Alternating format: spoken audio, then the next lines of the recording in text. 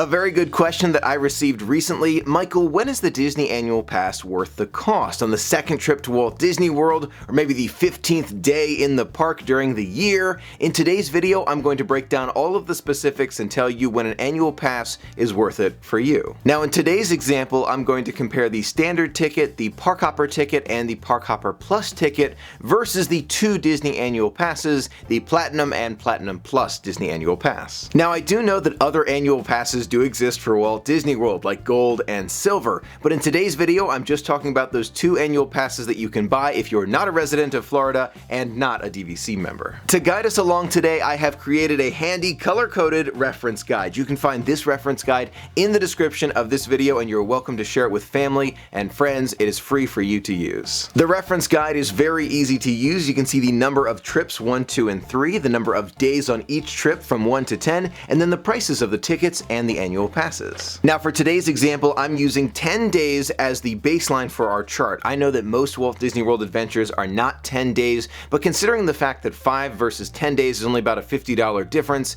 as long as you get a 5-day ticket, we're going to be relatively close. I also want to mention that this chart does use averages because Disney does vary the price of the tickets depending on when you go to the parks, so I'm using a rough estimate. It may not be exactly how much you will be paying, but it's a good idea. Now let's dive into the details of our reference guide here, and you can see right off the bat that that first trip, it would not make sense for you to buy an annual pass if you're only going once during the year. So if that's your plan, just to go once, I would not recommend an annual pass. You can buy tickets every single year for the one trip that you go on during the year. Very simple, and it will save you money. Now let's skip that second trip just for a moment. Don't worry, we'll be coming back to it. If you go on 3 or more trips to Walt Disney World throughout the year, you are definitely going to want an annual pass. At least the Platinum Pass, it's going to get you access to the parks 365 days a year, and you're going to be able to save some money rather than spending money for those tickets again and again and a third time. Now let's scroll back up to the second trip here, and you can tell right off the bat that it depends on the type of ticket that you're interested in buying, which will determine if buying the annual pass for that second adventure is worth it. If you're planning on going to Walt Disney World twice during the year and only planning on getting the standard ticket every single time for you and your traveling party, I would recommend not buying an annual pass. However, if you're planning on getting the Park Hopper ticket, Park Hopper Plus, or the Memory Maker, the calculations change quite a bit. Now let's imagine you're going on your second trip to Walt Disney World and you enjoyed the Park Hopper ticket on that first trip and you stayed for 10 days and you had so much fun.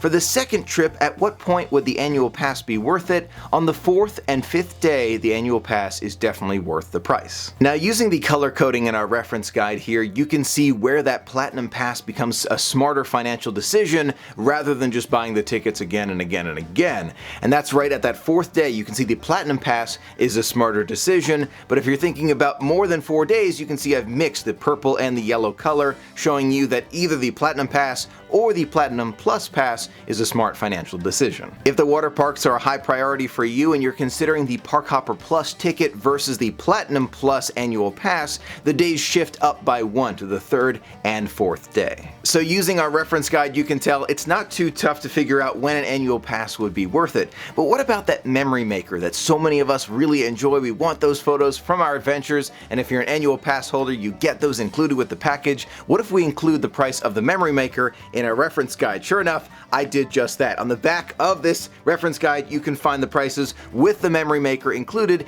and it changes the dynamic quite a bit. If you're planning at least 2 trips to Walt Disney World with the standard ticket and the Memory Maker, as long as you go for at least 5 days on each trip, the annual pass is a much better option for you. So, is the annual pass a smart financial decision for you? It really depends on the type of ticket you plan on buying, the Memory Maker, and most importantly, how many trips you're planning on going during the year. If you're going on 3 or more adventures, absolutely you want an annual pass, hands down. If you're going on 2 adventures, then it really changes quite a bit. More often than not, you're going to want an annual pass, especially if you want that Memory Maker, but if you're thinking about just the standard ticket for both of those adventures, then maybe not. Take another look at the reference guide again in the description of this video to figure out what is best for you. I sure hope you found this video helpful and informative. Let me know in the comments below if you're thinking about becoming an annual pass holder, or if you're already a pass holder, let me know as well. I would love to hear from you. Thank you so much for being a part of the magic with me. Until next time, have a magical day.